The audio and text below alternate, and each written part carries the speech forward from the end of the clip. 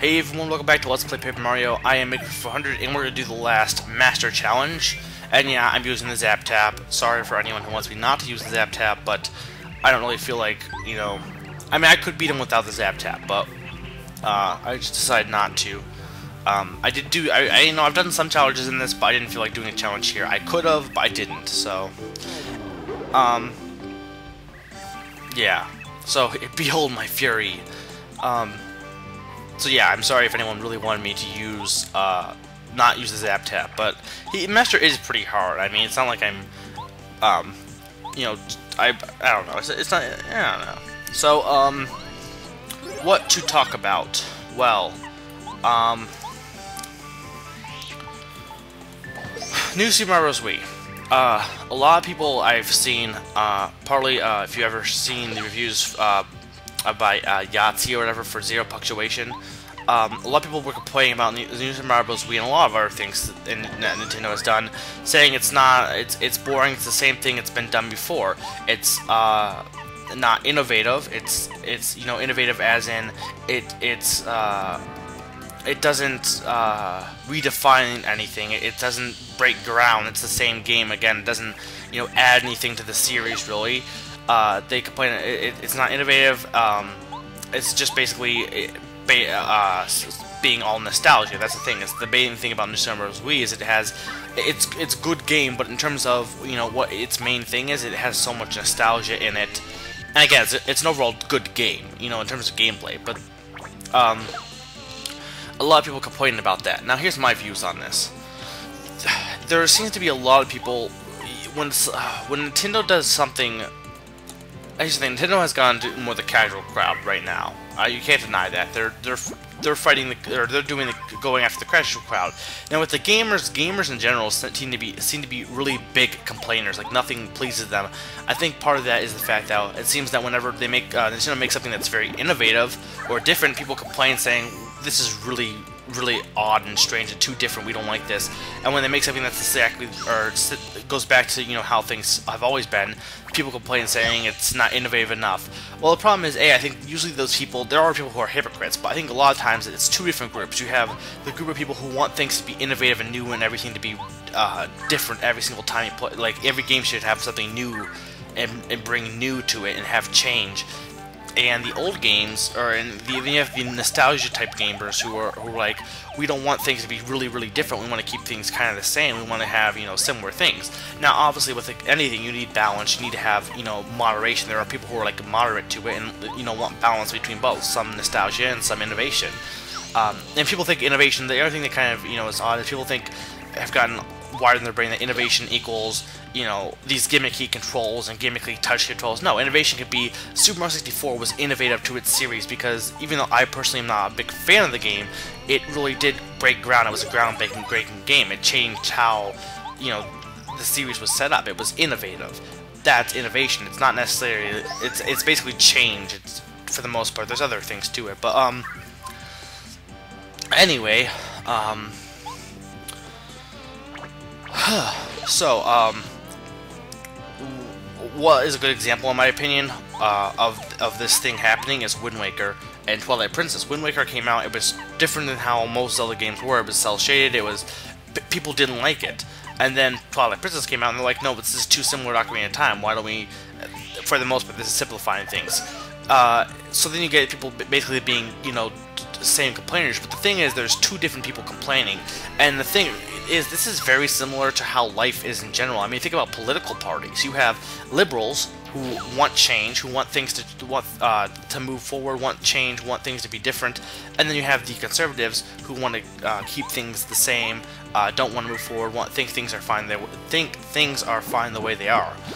You got the same thing with video games. You got the people who think things want to keep things the way they are, nostalgic. They want to keep things nostalgia. I'm probably using nostalgia wrong in this sense, but want to keep things the same way. Want to have, you know, Mario. They're fine with Mario still doing the same gameplay over and over. Buying Pokemon because Pokemon's the same game basically over and over. And then you have nostalgia or the innovative gamers who are like, no, we don't want to play the same game again. We want to buy something new. We want change. We want newness. We want to move forward. And that's the thing, is that basically what you have. You have the people who want to change and the people who want to remain the same. And then you have the moderate people, the people who balance between them. That's what that's the idealness. That's what you want. You need both things. You want a balance between the two. What Nintendo has done, though, is basically gone towards the people who they basically gone to the casual crowds. Casual crowds don't really care either way, so they're not really moderate. I guess you could think, in terms of political, you could think non-voters, but that's not really even true either. So we got the diploma for beating everyone. But yeah, that's what basically Nintendo has done. Nintendo has removed themselves from focusing solely on pleasing everyone, because it's impossible to do. It's impossible to please both groups because they're both looking for different things. So they've stopped trying to do that. That's something that you need to realize, is it's futile to fight to someone who is totally against, or it's futile to try and please two different groups who have exactly this opposite ideals, because there's going to be complaints both ways. Anyway, this Ninja, which is odd because like ninjas appear in other games that since Super Mario Bros. 2. But they always appear like in odd places. Like they just randomly appear here in this game, and Super Mario World they appear randomly in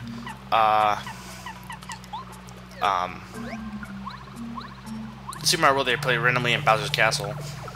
In my opinion, that's kind of random. And damn it, I forgot to put the transitions, the little turn transitions in this episode at this point. So I apologize for that. If you really love those transitions. Anyway, if you missed what the Ninja was saying, we have to go to Starborn Valley. Merlon's son, Merle, or Merle, I don't know. He's there, and he has something important to tell us. Our princess is in another castle. Anyway, we got some more enemies from Flower Fields down here, the Spinies.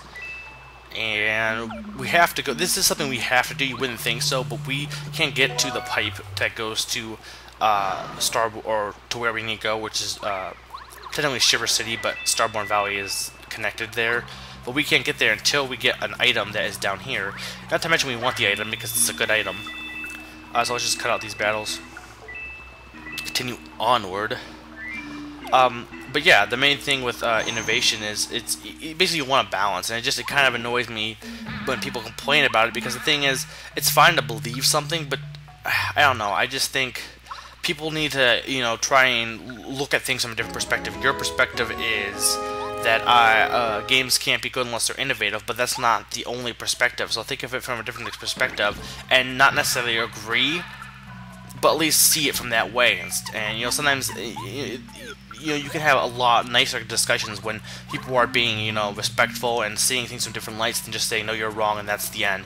I mean, the point of having discussion is just, in my opinion, like, you may think, well, it's pointless if you're not going to change someone's opinion, then what's the point of having a discussion? The point of a discussion isn't to win or have change someone's opinion. It's, in my opinion, it's to enlighten yourself, gain more information, just become overall a smarter, become smarter, and just, it's an exchange of information. It's basically what I find discussion being. And not only can it be fun to partake in discussion, but it's also, eye-opening and interesting. So yeah, anyone who thinks that the part of a discussion is just, I mean, yeah, there's a whole, well, your opinion's this, I respect that, but the thing is, if that's what you shouldn't be rooted firmly and that's the only thing that's going to come of discussion. You have to, open your mind a little, be open to new ideas, because if you're just going to be closed-minded, then there's no point in the discussion. There's no point in even having a discussion. Here we have the second, or here's the pipe to the Shiver City, and here we have the second to last super block, which I will use to power up Paracarry, who will use Air Raid. I think it's Air Raid. Yeah, so this is about all the time I have, so I'll leave you with showing this move off, and next time we'll start Chapter 7. So this has been Mega 400 reminding you, Ice.